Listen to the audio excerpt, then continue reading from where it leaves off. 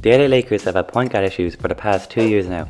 In the 2019-2020 season, LeBron was the main point guard, with 34-year-old Rajon Rondo taking over for the Lakers in their 2020 NBA Championship run. Now Rondo left that offseason and LeBron became a year older, so the Lakers went out last offseason to get another point guard who could share ball handling responsibilities with LeBron, take some playmaking pressure off LeBron, and that guy was Dennis Schroder, who was brought in from the OKC for Danny Green and the number 20 and the Lakers pick from last year's draft. Schroder was in his prime at 27 years old, and they came off a good season with the OKC, but I think it's fair to say Dennis Schroder had an underwhelming season with the Lakers. His 3-point shooting dropped to 33%, and the Lakers are bad enough from three, and last year as a whole, but Dennis Schroder didn't have that either. Now, he also had a lot of off-court problems, turning down a 4-year, $84 million extension from the Lakers, which surprised a lot of people, including myself. That's a lot of money for... Schroder's never been an all-star, and that's around 4 years, $84 million. That's $21 million a year. That's a lot of money for a guy like him. But he turned it down either way, which surprised many.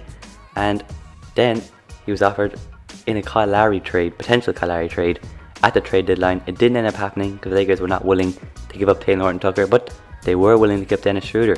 So maybe that unsettled him a bit.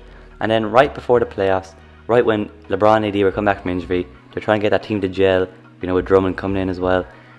Schroder went down, he had COVID, he had missed 2 weeks with that as well. So that didn't help him either. So he didn't come into the playoffs hot, just come off COVID. It was a pretty... For the Lakers fans, we all know how rough last season was, but Schroder had a pretty rough season as well. And then it was the 2021 playoffs, where some Lakers fans realised that Dennis Schroder isn't the quality to be a third star alongside LeBron and AD. He had a 0-point Game 5 versus the Suns, not must win, but a crucial Game 5 versus the Suns. Series was tied 2-2. AD went down with his groin injury, and we needed Dennis Schroder to be that second guy beside LeBron. 0 points Game 5, he showed he can't be that guy, in my opinion. Now, Schroder, it came out after the Lakers got eliminated that he is looking for between 100 and 120 million this offseason, which I don't see any team paying him this offseason. Never mind the Lakers, but you never know. I do think Schroder's time in LA is nearly up. A lot of Lakers fans, like myself, don't really want him around. I think they knew better than Dennis Schroder, and especially if he wants 100 and 120 million. Like, I thought after the playoffs, Schroder would happily take that $84 million contract. Now, instead, he wants 100 and 120 million, which I think is quite delusional. For a guy who's never been an all-star, he wants to get paid like one. He's not the third star in this Lakers team, so in my opinion, I think he's got to go. Obviously, it's going to be very hard to replace him money-wise, which is why I think the sign and trade is the best option out there. But in this video, we're going to look at 5 potential and available Dennis Schroder point guard replacements. Schroder's 2020-21 stats were 15.4 points per game, 5.8 assists per game, and as I said, 33% shooting from 3, and also 1.1 steals. So Schroder wasn't all bad. Let's be fair, he brought some scoring, and he brought driving to rim is a speciality, and a bit of defense as well. So let's look at 5 potential point guard replacements for Schroder and see if there's much better players out there on the market. So at number 5 on this potential Dennis Schroder available point guard replacement list, I got Spencer Dinwiddie, who's 27 years old. Now, he missed all of pretty much last year with the Nets. So I'm going to look at his 19-20 stats where he played a lot more games. So during the 2019-2020 season, he averaged 20.6 points per game, 6.8 assists per game, and 41% shooting from the field and 30% shooting from 3. Now, as I said, Dinwiddie missed nearly all of last season due to injury with the Nets. But the stats showed he had a great season with the Nets during the 19-21. Dinwiddie is now a free agent, and it looks like he's going to be leaving the Nets. I think he said he's going to opt out or leave. And the Nets have said that they're willing to do a sign and trade to whatever team Dinwiddie wants to go to. Now, Dinwiddie is from LA, and rumor is he said he wants to go to LA if the money is right and play for either of the LA teams. Now, let's look at the pros of bringing Spencer Dinwiddie. He's a great scorer, and he'll bring that scoring that the Lakers need to take pressure off LeBron and AD. And he's very good at driving to the rim, like Schroder, in a different way though. He's not as fast as Schroder, but he's a very good finisher around the rim, very crafty finisher once he gets into the paint. And I think he would fit well alongside LeBron, but the cons of Spencer Dinwiddie, they're pretty poor. The cons that Lakers don't need. He can't shoot the 3 very well, and the Lakers, they struggled from 3 so much last year. So I think that's a pretty big deal breaker. Not being able to shoot the three is not a good thing for the Lakers. And then he'll also want between 15 and 20 million, the rumour is this off season. And coming off a big injury like that, is he worth 15 to 20 million a year? That's almost Dennis Schroder money. I don't know if he's worth 15 20 million. That's a lot of money for a guy coming off a big injury. And can he be a third star beside LeBron and AD? Also, his defense isn't the best. And then one last thing Lakers fans got to consider is doing a sign and trade of Brooklyn. Are you willing to strengthen the Brooklyn's bench to bring in, Spencer Dinwiddie? One thing with the Brooklyn Nets last year, didn't have the depth because obviously they traded almost their depth for James Harden. So if we're going to sign and trade for Spencer Dinwiddie, we're going to give up Kyle Kuzma and Montrezl Harrell. Now, whatever you think about those two players, and I don't think they're great either. I'd put them in a trade package for a good player, not for Dinwiddie. I don't think he's at that level. And then we're strengthening Brooklyn's bench. So in my opinion, no, I would not go for Spencer Dinwiddie. I'd probably rather keep Dennis Schroder, than Dinwiddie. There's the cons outweigh the pros. You're strengthening Brooklyn. He can't shoot the tree very well, and his defense is not the best on that end either. So in my opinion, no, I wouldn't go for Spencer Dinwiddie. You could do much worse than him, but I think Dennis Schroder will be. I think we're better off keeping Schroder than getting Dinwiddie. That's my opinion. And at number 4, I've got Lonzo Ball, who's now 23 years old, and last year with the Pelicans averaged 14.6 points per game, 5.7 assists per game, 4.8 boards a game, and 1.5 steals a game on 37% shooting from 3 on 8 threes a game. Now Lonzo's coming off his best season in the NBA. He's fixed his shot, and we already know how good his playmaking can be, and he's more than capable of being a good defender in the NBA. We've already seen how Lonzo fits with LeBron in that 1 year they played together in LA. I think it's a decent enough fit. We didn't see them a lot together because LeBron did miss like 17 games in a row due to injury. But I think they'll fit alongside each other great because Lonzo can do what he does best, which is playmaking. He'll take the ball handling responsibilities, some of them anyway, off LeBron, especially in the regular season. And now that his 3-point shot has come, he becomes a very, very important player to a Lakers team that need 3-point shooting. He's shooting 37% from 3 on 8 threes a game, so high volume. And the catch and shoot 3 is a speciality, and he'll get a fair few of those with the Lakers playing alongside LeBron and AD. And the Lakers will, the only real cons of bringing in Lonzo, they will be triggering a hard cap to bring him in, which will, I think it will only cost around 20 million a year, which isn't too bad. It's not like he's asking for 30 or something like that. But the Lakers will be limited in what else they can bring around LeBron, Lonzo, and AD if they did bring him in. Also, a question people might ask is he capable of being a third star in LA alongside LeBron and AD? Obviously, the lights are much brighter in LA than they are in New Orleans. Would he be able to step up, and do it there? That we can see. Me personally, I think he's ready for that step up. He's now 23. If we bring him in, he's here for now. He's a piece that can help us win now. He's experienced enough. I think he can make a difference for us right here, right now. And also, he's a piece for the future because at 23, we got 5 more years to this prime. Maybe even 10 more years. He might be still playing at a high level in 10 years' time. So Lonzo, overall, seems like a great fit for the now and for the future. The only negatives about Lonzo is his sign and trade, and is he capable of being a third star in the playoffs? But that's Lonzo number 4. At number 3, I got Russell Westbrook. So Westbrook last year, he's now 32 years old, and last year at the Wizards, he averaged 22.2 points per game, 1.4 steals a game, 11.7 assists per game, 11.5 boards a game, on 31.5% shooting from 3 on 4.2 threes a game. Now Russ has been rumoured to end up in LA with the Lakers, with a potential deal being based around Kyle Kuzma, Dennis Schroder and THT.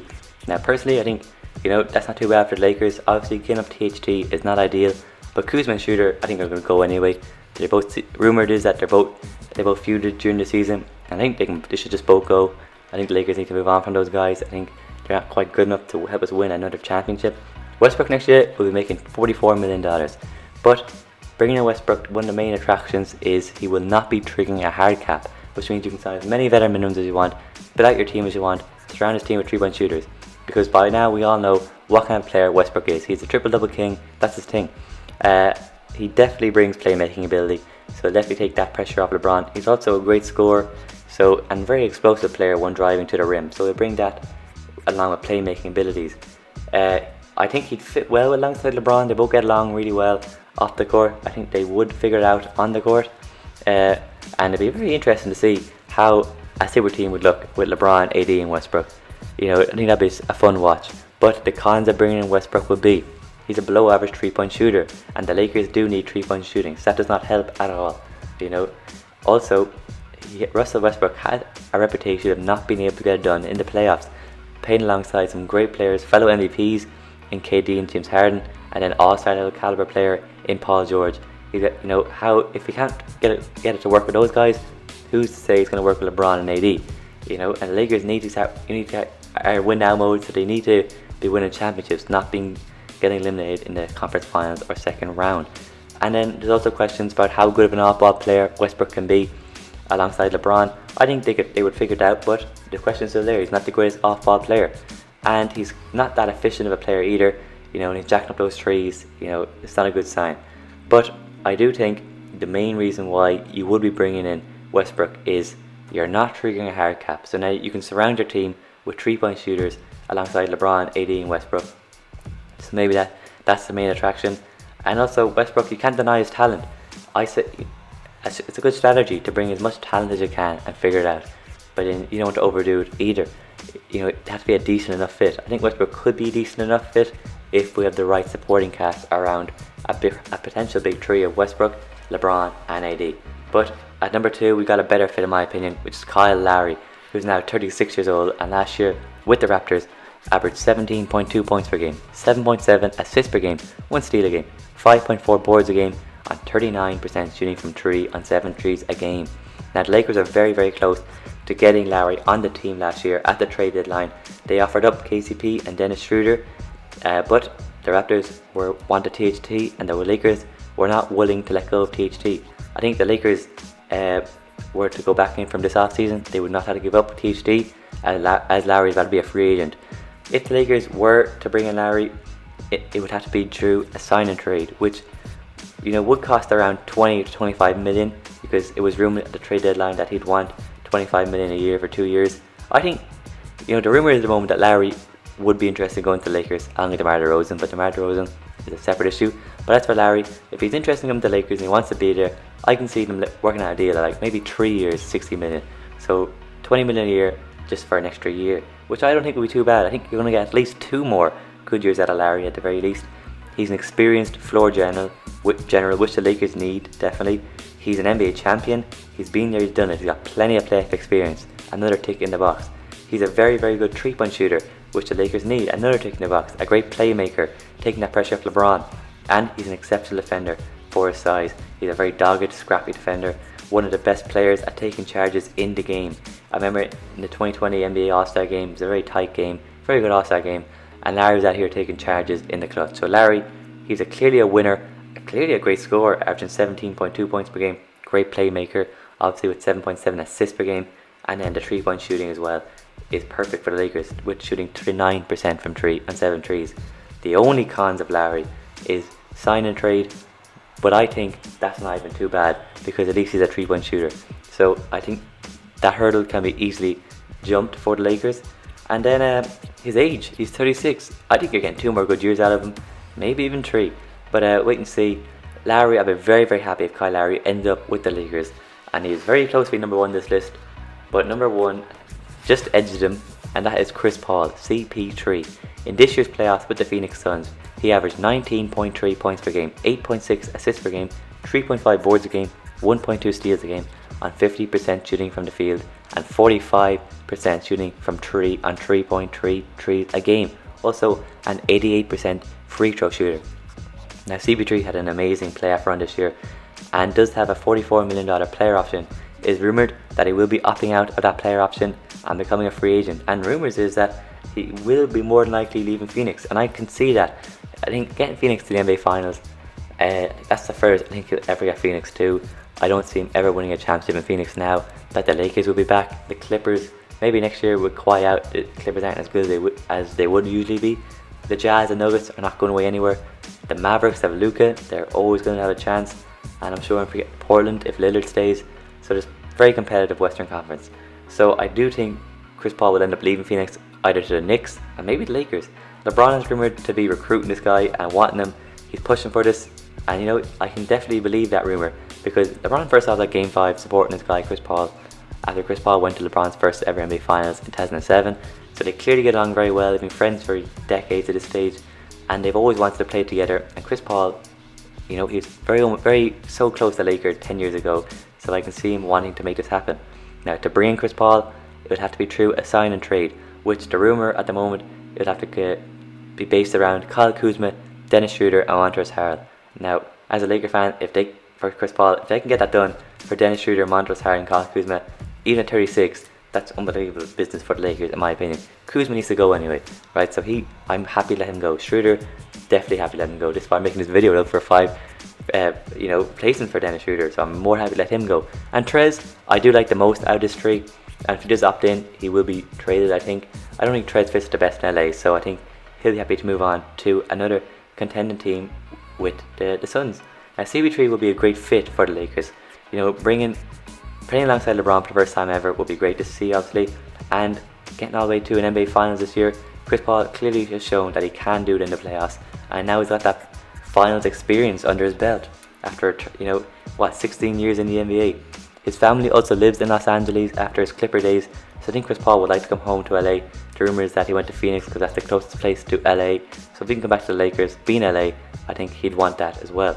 CP3 might be, declining a bit. He mightn't be good enough to be a number 1 or even a number 2 guy on the championship team anymore, as he couldn't get it done this year with the Suns. But you can't tell me that he's not good enough. I think he's more than good enough to be a number 3 guy in a championship team, and that's what he'd be in the Lakers. He'd bring everything the Lakers need. He'd bring playmaking, one of the best in the game, 3-point shooting, he can definitely hit the 3, playoff experience, and he's still a solid defender, so he's not a liability in that end either. So I think Chris Paul is the perfect fit. The trade package sounds good to me if they can get it done. The only con of Chris Paul is his age, 36. How many more years are you going to get out of him? Listen, he's playing exceptional basketball at the moment, and obviously unbelievable from the mid-range as well. How did I forget that? But Chris Paul, I think you're getting, same with Lowry, 2 more good years out of him at least. And then from then on, who knows, maybe 3. I think the Lakers should do all they can to get Chris Paul in LA, the Lakers. Bring him in 10 years too late, but I'm more than happy to take Chris Paul at this stage in his career after he showed the NBA how good he can be in this year's playoff run.